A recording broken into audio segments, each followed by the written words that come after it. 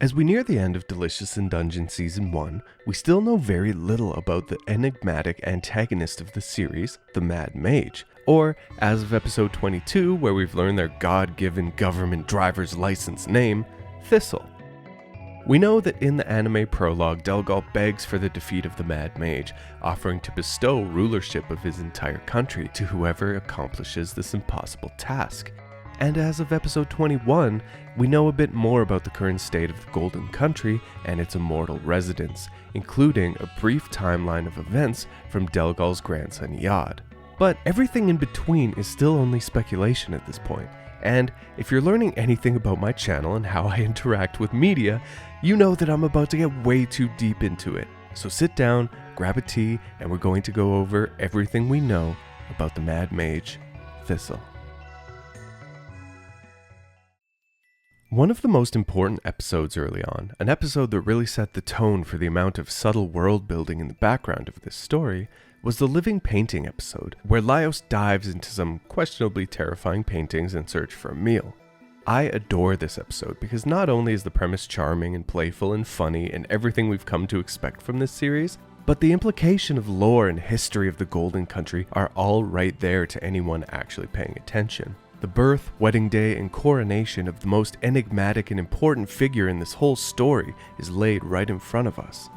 In the first painting, we get the birth and naming of Delgol, which sets up the rest of the story told through these living paintings.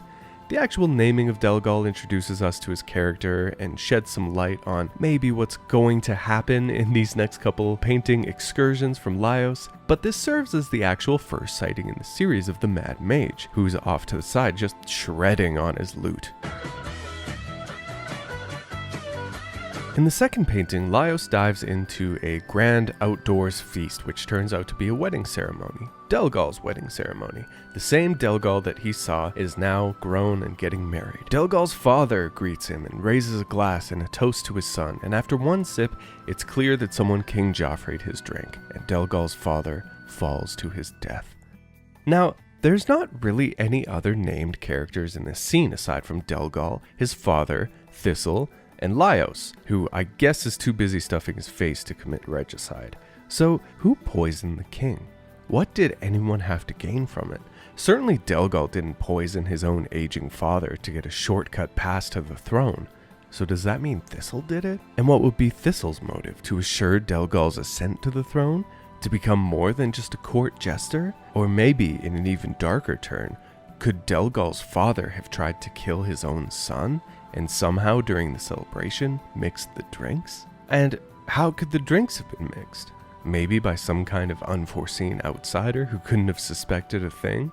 Again, we have no motive for any of the characters here, and I really doubt Kingslayer Laios is an arc that Ryoko is building towards. As far as we know, it could just be an off-screen peasant who just hated Papa Delgol's tax policy. We have no idea. But it's something to keep in mind as the series goes further, something to stick a pin on. Who poisoned Papa Delgol? After this, in the third and final painting, we see Delgol's coronation. Delgol says he'll pray for the eternal prosperity of the country and its people, a vow which now, we're learning, he took extremely seriously. He raises his cup and the entire room drinks, and there's something oddly sinister about watching this back with the knowledge that we know now. A cheers to eternal life, and everyone in the room drinking the Kool-Aid? What if in that moment they're drinking some kind of elixir of immortality? And Laios joined in by complete accident. Okay, but no, Laios being secretly immortal like everyone else in the Golden Country is crazy, even for me, so we'll probably shelf that theory. Laios is busted by Thistle, who recognizes Laios' interference in the timeline from being present during the birth of the king and on the king's wedding celebration, which honestly kind of begs the question, are these paintings the real world events, or a strange sort of magical facsimile of the real events? Did Laios actually travel through time and alter these events, or are we supposed to take this more figuratively and assume that the paintings exist as some sort of replay of the events, ones which have their own continuity removed from the actual events? We're not really sure, and it's never really explained, so maybe I won't put too much thought into that one. Thistle prepares a blast of powerful magic, implying that this might be around the time when they started practicing magic in the first place, something that checks out in Yod's explanation in episode 22. Yod tells us that Thistle was a court jester brought in by Delgol's father and raised alongside Delgol.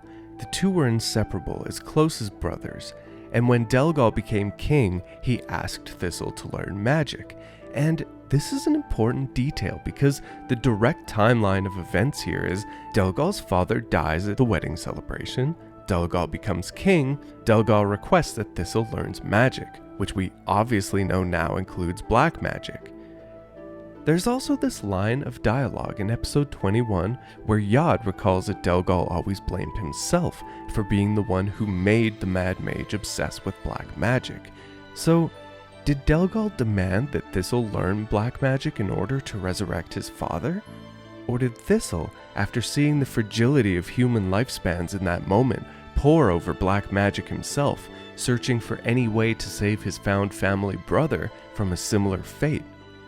Or, maybe the darkest theory of them all, did Delgol force Thistle into making him and the rest of the Golden Country immortal for himself? To rule over a kingdom unopposed forever? We also have to consider that Thistle has been looking for Delgol this whole time. Thistle didn't want Delgol to leave the Golden Country and has been searching high and low for them in the dungeon, seemingly unaware that Delgol did in fact reach the surface and crumble into dust. So it's clear that Thistle wants Delgol back in the Golden Country to resume his immortal rule over his subjects. It's clear Thistle has some sort of love for Delgol. It's clear that nothing Thistle is doing is to harm or betray Delgol, at least intentionally. But could he have misconstrued Delgol's wishes for eternal prosperity into cursing them all with eternal life? Obviously, Thistle found the answers to immortality at some point, but how much of it is owed to Thistle's own capacity for magic? We know that the Mad Mage is an impossibly powerful spellcaster, but could the secrets to his power lie in the strange golden grimoire that they seem to be holding? The one that Marcil identified as being a tome of ancient magic.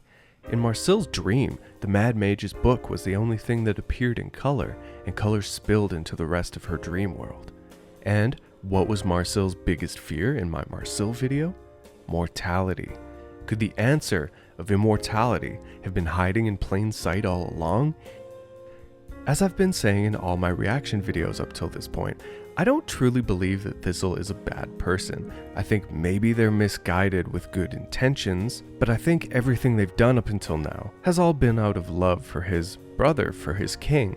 And in a way, him making Delgol immortal was his way of never having to let go of another person in his life. Thinking back to my Marcil videos, there's a lot of parallels with Marcil and Thistle, but Thistle was able to use black magic for immortality to grant eternal life to the person that he wanted to save, whereas Marcil hasn't really gotten there yet. Will we see some kind of dichotomy between the two? Will we see Marcil want to learn more from Thistle?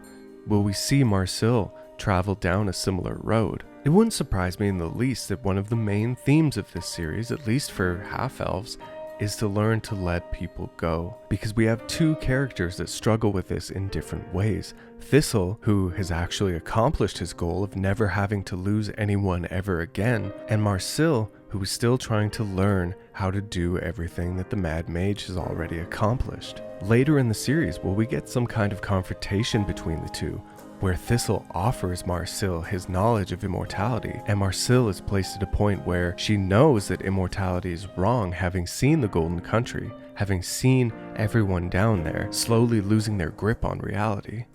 She knows that it's not the way, but she doesn't want to lose anybody. Could this be something that we'll get later on in the series?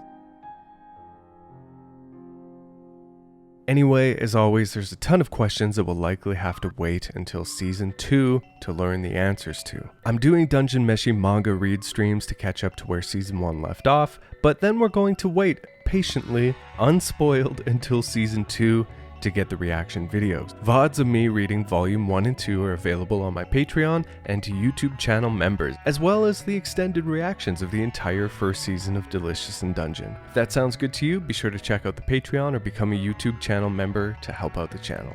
Be sure to like, comment, and subscribe. Anime onlys, what do you think Thistle's deal is? Do you think he's a tragic character who's been acting under Delgol's best interest this entire time? Or do you think he's genuinely evil and just wants to have a dungeon to control forever? And manga readers, without spoilers, what were you thinking about Thistle at this point in the story? What were you thinking the Mad Mage's intentions were? Subscribe for more, and new Dungeon Meshi reaction video coming out Thursday. And I'll have more theory videos as the season comes to an end as well, because I'm going to have a lot of questions, especially if the series leaves off on a huge cliffhanger, which I'm kind of assuming it will. So thank you guys so much, and we'll talk soon.